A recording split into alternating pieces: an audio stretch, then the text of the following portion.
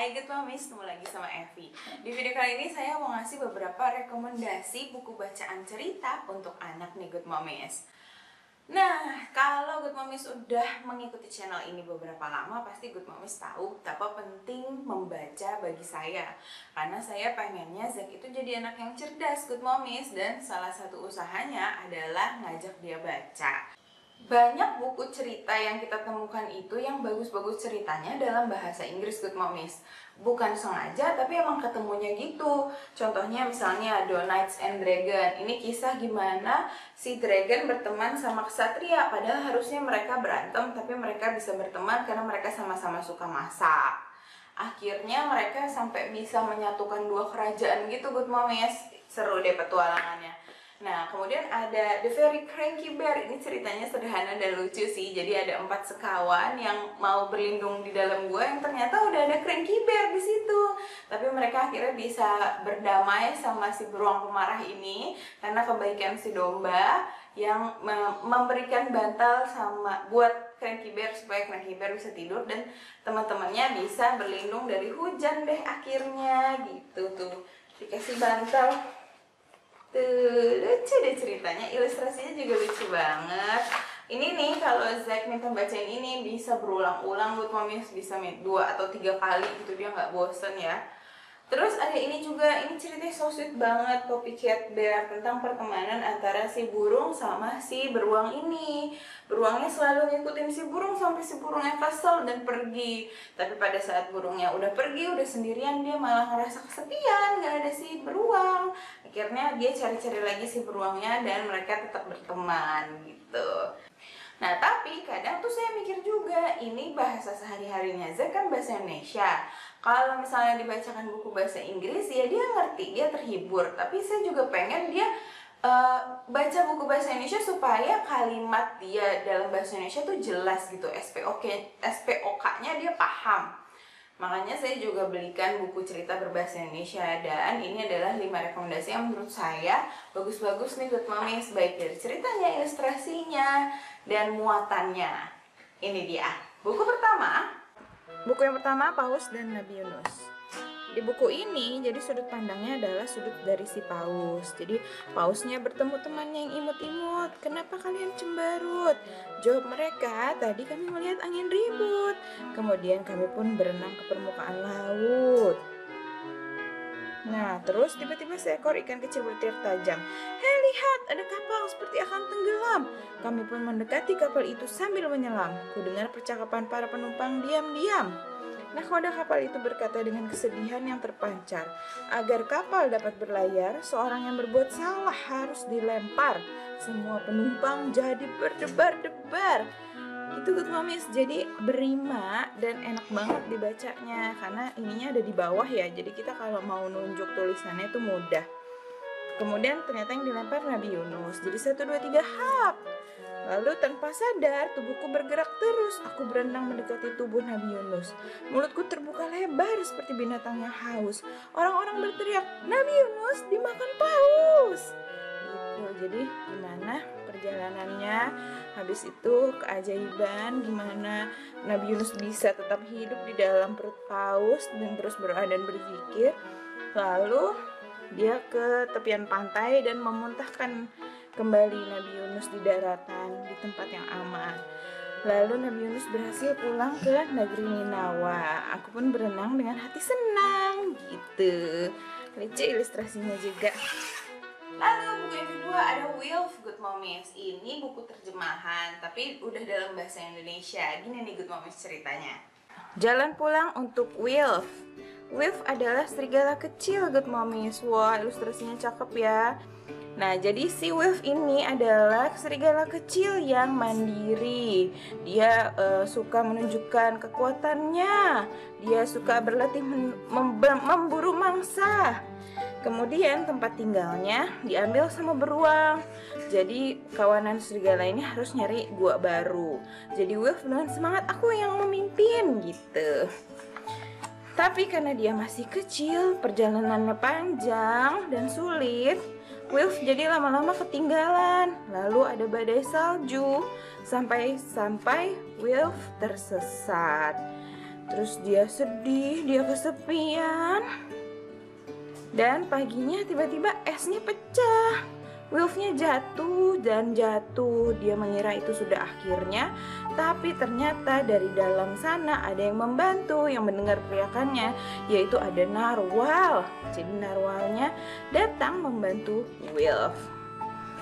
Narwal bilang, nanti kamu diantar ya sama Pak Walrus. Jadi Pak Walrus yang gantian nganter Wilf menuju ke temannya si Mas Oz yang membawa Wilf ke rubah kutub, ke angsa, ke rusa kutub, dan ke ngengat kutub.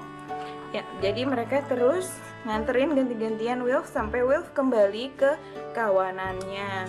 Mereka mengerebutinya dan memeluknya erat dan meributkan siapa yang paling merindukannya. Wilf, ia kini tahu bahwa jika semua bersatu, saat-saat sulit akan mudah dilewati. Terus jadi dia berjanji kalau ada seekor binatang yang tersesat dari kawanannya, dia akan menolong. Dan Wilf merasa dunianya sekarang lebih hangat karena kemanapun kamu berada, persahabatan itu ada di sekeliling kita. So sweet. Lalu buku yang ketiga ada Hito Merasa Kecewa. Ini buku yang ditulis oleh Vidya Paramita yang juga menulis buku Jatuh Hati pada Montessori. Hito merasa kecewa. Jadi Hito adalah seorang anak laki-laki berusia 5 tahun dan dia hobi banget main bola. Hari itu dia mau latihan bola setelah sekolah, jadi dia bersemangat sekali pagi itu. Di sekolah juga dia senang. Dan pada saat pulang, wah dia makin bersemangat karena sudah sebentar lagi waktunya latihan bola. Tapi di rumah ditelepon tuh. Iya, ibunya dapat telepon, katanya Pak Pelatih lagi sakit hari itu. Jadi Hitonya kecewa. Hitonya merasa lemas dan mataku jadi panas. Ibu duduk di depanku lalu mengusap pelan-pelan punggungku. Hito merasa kecewa ya. Aku ingin menjawab pertanyaan ibu, tapi suaraku seperti tersangkut di tenggorokan. Tak ada suara yang keluar. Bibirku bergetar. Aku mengangguk dan tak lama air mataku tumpah. Iya bu, Hito kecewa. Itu lalu ibunya mengajak Hito menunjuk, milih mana nih sekarang apa yang ingin Hito lakukan. Kali ini ibu menunjuk bagian lain papan emosi. Hito ingin minum air putih, ingin dipeluk, atau ingin menyiram tanaman gitu. Jadi Hitonya milih minum air putih, ditemani sama ibunya minum air putih. Setelah minum air putih, sepertinya masih ada sedikit sesak yang tersisa di dadaku. Hito, setelah ini kita buat sesuatu yuk untuk Pak Pelatih yang sedang sakit. Hito mau? Aku mengangguk dan mulai tersenyum. Kupeluk ibu hangat dan harum tubuh ibu seperti membawa pergi sesak di dadaku. Itu tentang Hito yang belajar mengatasi rasa kecewanya. Lalu buku selanjutnya ada Krak Krak Krak. Ini bukunya simple banget Good Mommies. Tapi si Zek gak tahu demen banget dan suka minta bacain berulang-ulang gitu. Nih saya liatin ya gimana ceritanya. Krak Krak Krak. Bayi Komodo terbangun. Ia tidur sangat panjang, hampir selama 8 bulan. Lalu dia mendengar suara krak krak krak. Wih, apa itu? Tuh dia lihat ada retakan di telurnya. Jadi dia ngintip nih ke telurnya. Ada sesuatu yang menggeliat-geliat di sana. Bayi Komodo penasaran. Jadi dia ngeluarin kepalanya mau lihat. Wah, ternyata mereka banyak. Bayi Komodo takut mau sembunyi lagi ya. Tapi kepala bayi Komodo malah tersangkut. Dia jadi ketakutan dan yang lainnya malah semakin mendekat dengan suara yang menyeramkan. Wah, bayi Komodo takut banget ya. Nah, ternyata mereka tidak menyeramkan. Mereka adalah saudara bayi Komodo. Tadi mereka bermunculan dari sarang telur di bawah tanah. Sekarang bayi komodo sudah menetas. Ia pun ikut mencari makan bersama saudaranya. Ilustrasinya tuh bagus banget ya. Saya suka banget deh, dan ceritanya simpel banget. Jadi apa yang tadinya kita lihat dan terasa menakutkan, setelah kita tahu, nggak menakutkan gitu ya. Enggak gitu. Seru ya?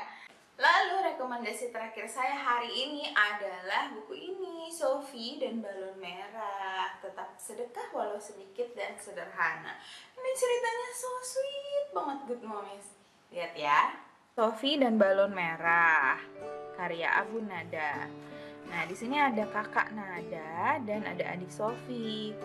Nah, kakaknya ngasih balon merah. Tuh, Good Momies, lihat deh.